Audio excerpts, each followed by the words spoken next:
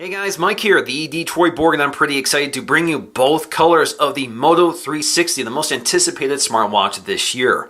So we have the black version and the gray version. The gray version has a gray Horween leather watch band with a stainless steel watch face. The black version has a black Horween leather watch band with a black painted stainless steel face. This looks a little more stealthy, and I think this one looks a little more jewelry-like. Both retail for $249, so about $250. Now both of these are running Android Wear, so any Android phone running 4.3 or newer and supports Bluetooth LE will work with these watches. Now both of these have circular displays with a 1.56-inch diameter display with a resolution of 320 by 290. They're using IPS LCD technology instead of OLED, like Samsung's watch does, so these work a little bit better outdoors, but they're not quite as vibrant. They don't quite have the same off-axis viewing of an OLED display. Now in terms of specs, they have a TI OMAP 3 processor, of course pretty low end, 4 gigs of internal storage and half a gig of RAM with a 320 milliamp hour battery. Now battery life is estimated to be about 1 day depending on use, so plan to charge this overnight. Now both of these come with gyroscopes, accelerometers, a compass, a pedometer, and a heart rate sensor. We also have dual microphones which are waterproof because this is IP67 certified, so it can be submerged in water for a limited period of time. So of course with this circular watch we have to have circular packaging, which is quite nice here. So I'm just going to cut the plastic along the side. So we just have these 3 tabs to cut along the side. Alright, so just lift the lid here, shouldn't come right out. There we go. So if you look inside, you'll see Moto 360, a little padding here for the watch face, which is right there. And inside we'll find our Moto 360 in this little cradle here, looking really sleek. So as you can see here, we have this little pad to keep the watch band in shape. Just push that out, it's a little foam pad. And there is the watch band. You can really smell the fresh leather in here. So this is Horween leather by an American manufacturer. It looks really sharp. You can see that the inside is more of a velvet sort of texture. The outside is a shinier leather texture. We have our watch face, which is covered in plastic. Let's go ahead and peel that off. Really sharp looking. We also have a piece of plastic covering the back panel, so let's go ahead and peel that off. So behind this cradle, we'll find all the accessories. So the first thing I see here is the wireless charging dock. So let's go ahead and pop this out of here.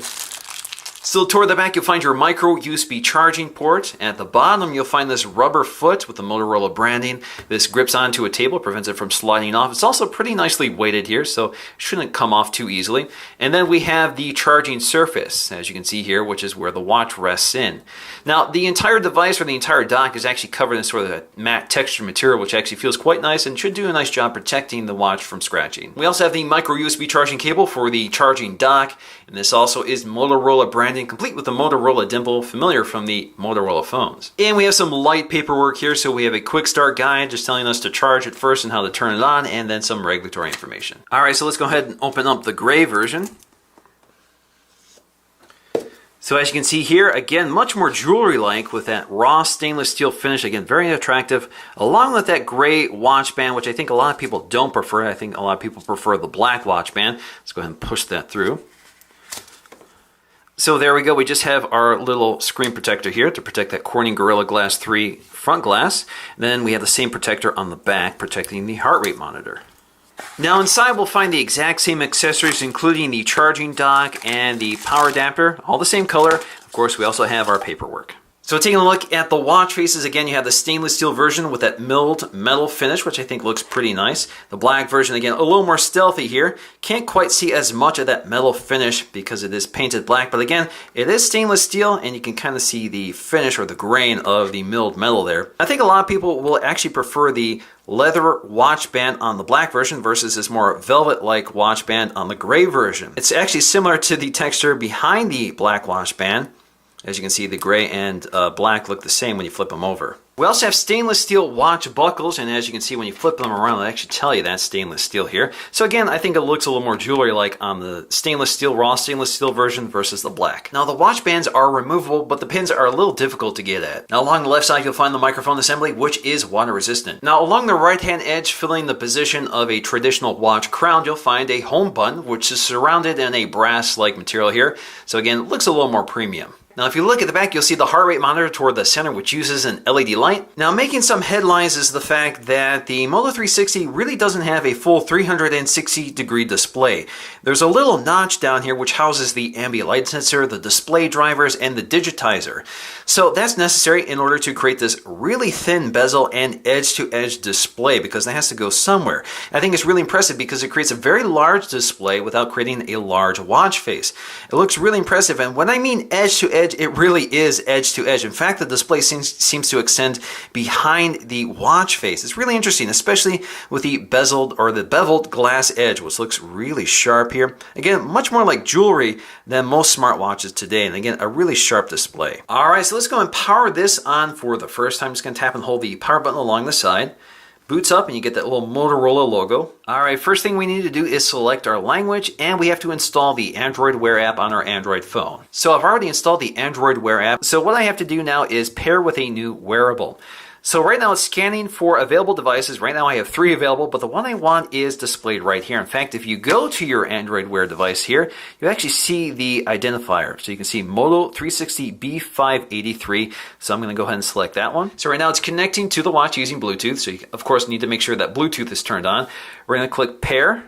So they're paired and ready to go, and the first thing it will need to do is install any updates. Now let's go and take a look at the user interface. So as you can see here, I can tap the display to wake it up. So basically the home screen of an Android Wear watch is the time or watch face you've chosen and your most recent notification. So I can swipe up to see all my notifications here. I can continue swiping through them. So I can see my text messages, I can see my Instagram messages. Basically, all of these are notifications pushed to your phone. I can also see all my Google Now cards. I can see my sports scores, stocks, and my pedometer, as well as my weather conditions. And usually these appear at the end of your push notification list here. So for example, I can see a preview of this notification. I can tap on it to expand it so I can see the text of it. Now if I swipe to the right here, I can see this specific message thread, so I can see all the messages here. And I can swipe to the right again to act on it. So I can reply via SMS, or I can have it open on my phone. So if I go to reply to SMS, this is a test of voice dictation. So now I could send it or cancel it.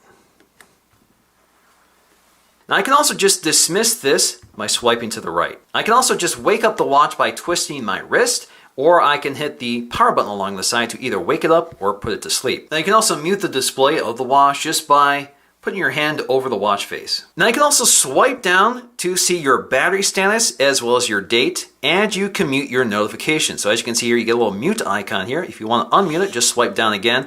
And again, this also has a vibration motor in here, so you receive notifications through the vibration motor, not a speaker. But of course your phone will also sound if you have that turned on, so you can hear both your phone and feel the vibration on your smartwatch. Now when you're on the home screen, you can also say, "Okay Google, what's the weather like today?"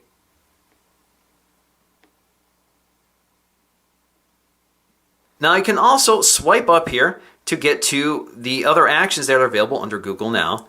And if you swipe all the way down here, you'll see you have your settings panel and you have your app launcher. So if I tap on settings here, you can see what's available. I can adjust my brightness. Now by default, it's set to auto right here, which is smart because it uses the ambient light sensor to automatically dim or brighten the display depending on conditions.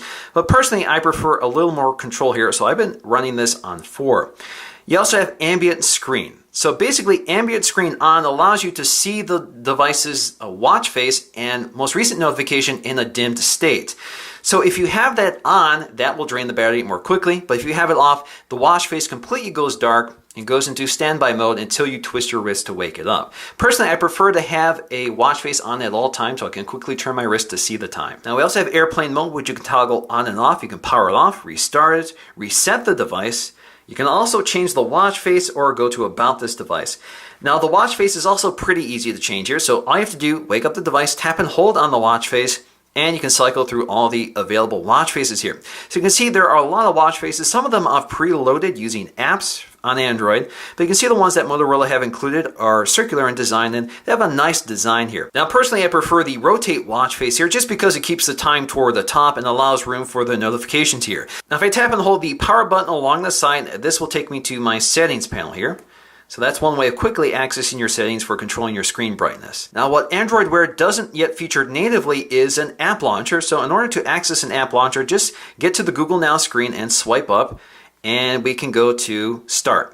So if we go to the Start panel, these are apps. Some of them come preloaded with the watch, including the heart monitor, as well as apps I've downloaded from the Android Google Play stores. Now this app is designed specifically for the Android Wear watch. All I have to do is download Android apps that support Android Wear. So you can see here I have my light controls for controlling my hue lights. I can turn them off or turn them on.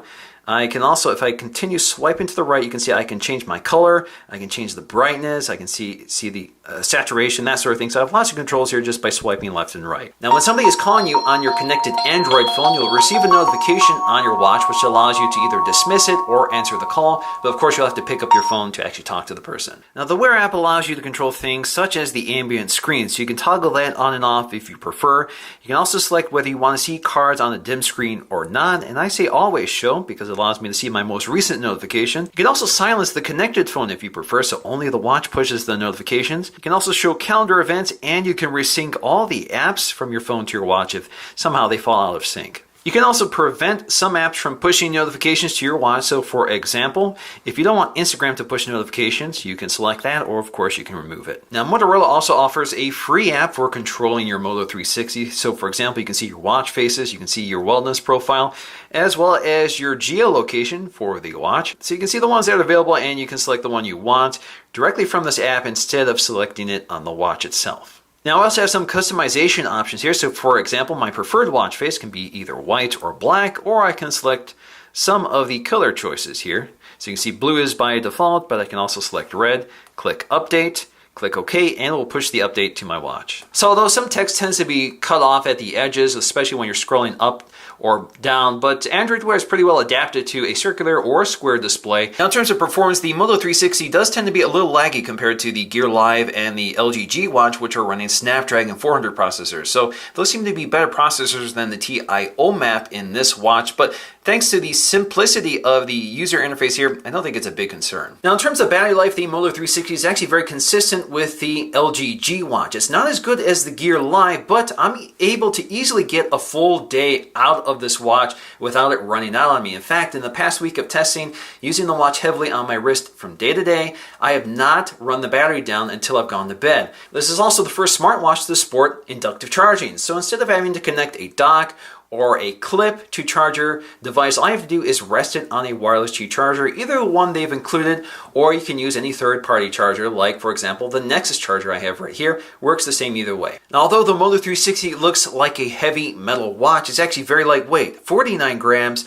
versus 59 grams for the Gear Live and 63 grams for the LG G Watch. So it's one of the lightest smartwatches out there right now.